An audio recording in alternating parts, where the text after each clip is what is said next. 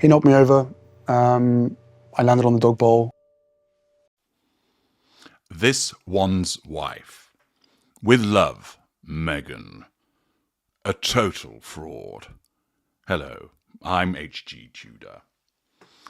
There are many instances which I have highlighted through my many videos about this one's wife that demonstrates her propensity to borrow, acquire, purloin, appropriate, and pinch from others. This is all part of the third prime aim, character trait acquisition. This is driven by her narcissism. Since she is empty, since she has no original ideas herself, because she is a construct herself through her narcissism, and with her sense of entitlement and lack of accountability and absence of emotional empathy, her narcissism drives her to take from others to pass off as being her own. We've seen this time and time again. But here, I'm going to focus on how her narcissism is writ large in relation to the forthcoming series with Love, Meghan. I've introduced to you before the concept of a Potemkin village. For those of you that don't recall or aren't familiar with what it is, in politics and economics, a Potemkin village is a construction, literal or figurative, whose purpose is to provide an external facade to a situation, to make people believe that the situation is better than it actually is. The term comes from stories of a fake portable village built by Grigory Potemkin, a field marshal and former lover of Empress Catherine II of Russia, and it was solely used to impress her during her journey to the Crimea in 1787. The original story was that he erected phony portable settlements along the banks of the Dnieper River in order to impress the Russian Empress and foreign guests. The structures would be disassembled after she passed and reassembled further along her route to be seen again. In effect, it's like a set.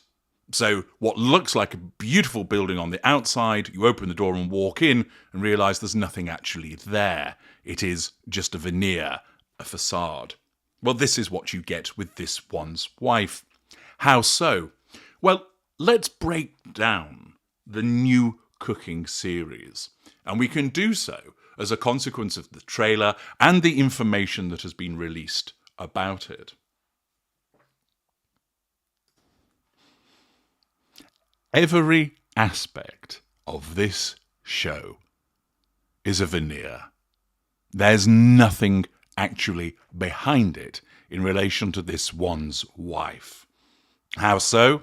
Well, listen to this. Let's start with the name. With Love, Meghan. Funnily enough, there's a website called With Love, Abigail. And guess what it sells? Interior decor, candles, cushions, coasters, napkins, jugs, vases, and general material of that ilk, all in a very traditional look.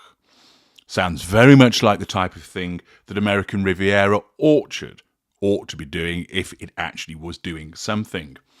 And therefore, the name isn't original, it's been pinched from elsewhere. Secondly, the concept as a whole. Nobody has a proprietary ownership of the concept of a cookery show. There are hundreds, if not thousands of them.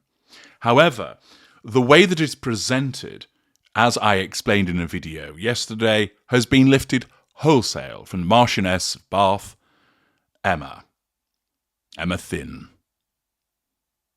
I drew the comparisons and demonstrated how that arrangement has been taken by this one's wife, and therefore the concept, the look, the overall feel of the programme isn't original either. What about the recipes? Well, we've yet to get into all of that, but we do know already that she took somebody else's ladybug caprese appetizers, that wasn't her idea. Those appetizers, the ladybirds or ladybugs that could be seen in the trailer, somebody else came up with that idea, but there's this one's wife. Now, it might be that she sought permission to use the recipe, but I suspect not, because this one's wife would believe that it's her idea. She doesn't want to give anybody else any credit because the universe revolves around her. And we know that she's got form for this type of thing. For instance, having had Corey Vitiello as a boyfriend, and he was a chef, that then meant that she was a chef. Character trait acquisition, as she pinched his recipes and passed them off as her own on the TIG website. For instance, she claimed his lemon olive oil cake as her own, something that he was not best pleased about. It will not be a surprise to find that the various recipes that appear on the show will not have been created by this one's wife. We will either see her claiming to create certain concoctions which have been taken from elsewhere, or what she does is basically add some mint to something that somebody else has already created. The reason being is she is not a cook. She'll have done some cooking in the sense of how you'll have made beans on toast at one point in time, or, a little bit more skill, you've made a beef Wellington. She may well have cooked in her home for herself and, for instance, may have done a bit of cooking here and there for Harry, roasting a chicken, for example, although we all know what that was about. But she is not actually an accomplished cook or chef, which means that she hasn't learned about the way that ingredients are to be used. She hasn't applied any original thought in the way, say, Heston Blumenthal did with his bacon and egg ice cream or his snail porridge. She doesn't do that because she neither has the skill or the ability or the training. And instead, as we know because of her narcissism, it's way easier to go and pinch something off somebody else and make it look like it's her own, or have a chef with her, and we saw in the trailer there was at least one chef making an appearance there, so that she'll use their recipes and make it seem like they're hers. Once again, there isn't anything genuine about it. The people that appear in it, she passes it off as everyone's invited, apart from, of course, her father and her half-siblings and King Charles and Queen Camilla and the Prince and Princess of Wales and friends that she's dumped, and Trevor Engelson and all the other people that have been put to the wayside by her. That she makes it seem as if it's all about connection and friendship. But she doesn't have any actual friends. She doesn't have any actual friends for two reasons. One, as a narcissist, every single person she interacts with is an appliance. They're there to be used by her. There's no genuine friendship. And secondly, the people that she attempts to pass off as her friends are invariably either people that she's worked with, for instance, Abigail Spencer, or people that have paid to be around her, such as Archwell's staff, her nail technician, remember when she went out for lunch with her, a hairdresser, that she portrays them as friends. They're not. They're people that only tolerate her because they're on the payroll, or that she buys services from them. Accordingly, once again, she tries to make it look like she has all of these friends, but she hasn't. One, because she's a narcissist, and two, because these people are only purchased and hired. It's not filmed at her home. We know, back when it was being filmed, and more latterly through newspaper articles, that the £5 million Monty Shit Show farmhouse where the series is filmed doesn't belong to this one's wife, but to one of their wealthy neighbours.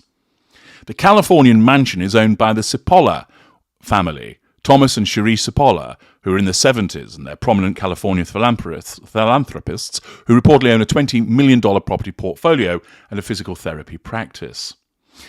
Thus, it's not even her kitchen. Cooking with Emma is filmed in the kitchens at Longleat. Guy Fieri, Ina Garten, the Barefoot Contessa, Julia Child, Bobby Flay, Martha Stewart, Massimo Rottura, Rachel Ray, Jeffrey Zakarian, they all cooked in their own kitchens.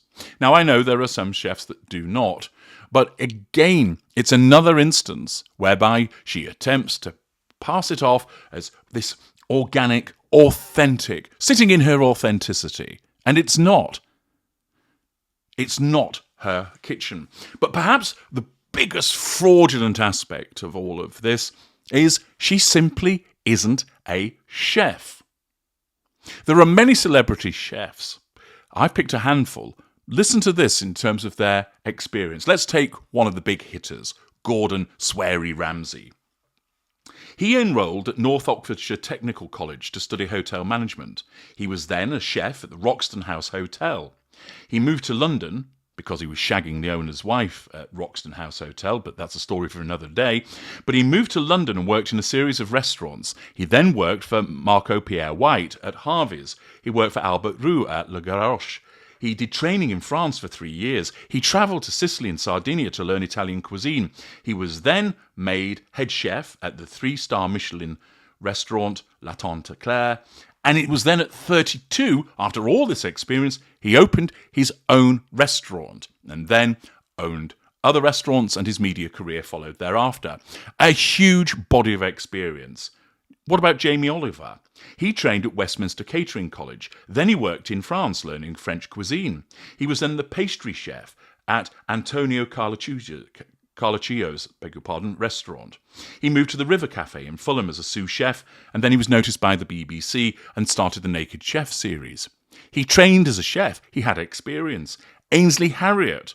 He trained at Westminster College. He did an apprenticeship at Very's restaurant, where he was a commis chef. He worked in a number of restaurants and undertook a number of catering gigs before then he moved into the world of entertainment and became a celebrity chef.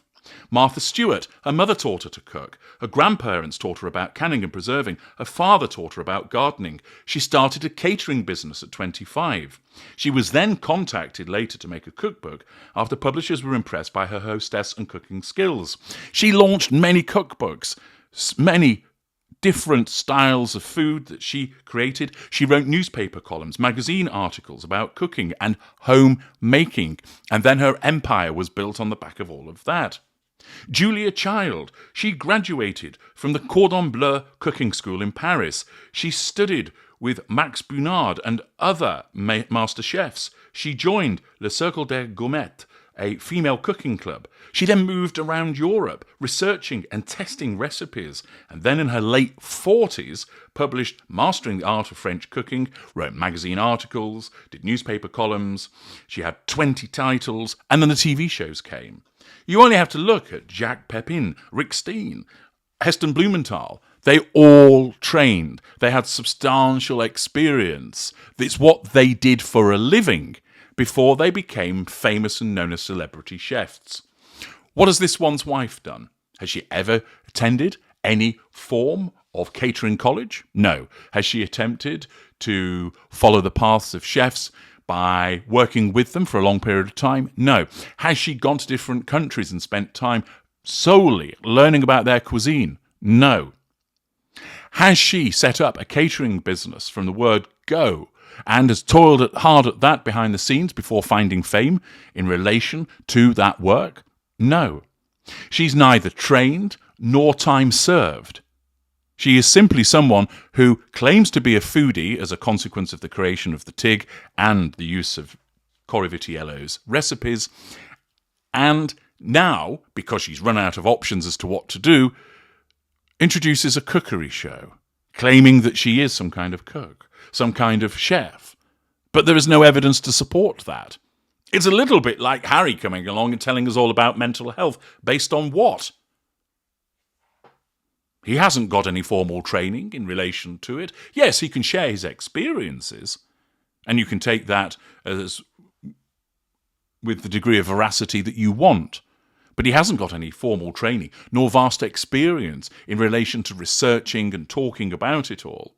But with this one's wife, neither has she when it comes to cooking. She claims to be a foodie,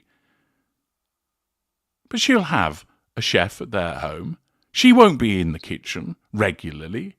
If she was such a proficient chef, why wasn't the jam better? Why hasn't American Riviera Orchard already cranked into life with a range of recipes that have been concocted solely by her and products made by her or at her direction? They haven't happened because she actually isn't competent in that regard. Accordingly, what we have with this show is a total fraud. The name is pinched from elsewhere. The concept has been stolen from somebody else. The recipes, already at least one has been shown to have been taken from elsewhere, and it's highly likely, because of the absence of training and her predilection to stealing from others, that the recipes won't be hers. She has no real friends involved in it. It isn't filmed at her home, and she is not a cook. Not in the sense of all of those people and many others that I have told you about. This, of course, doesn't hold her back because her narcissism tells her she can do it because of her sense of entitlement, her lack of accountability, the absence of emotional empathy for those affected by it. But this show is a complete fabrication. It is a Potemkin show. It creates the image of somebody who is a chef who clearly isn't, because she's never trained as one. She has not got years of experience as one. She has shown repeatedly that she steals ideas from other people. She is a total fraud, driven, as ever, by her narcissism. I'm H.G. Tudor. Thank you for listening.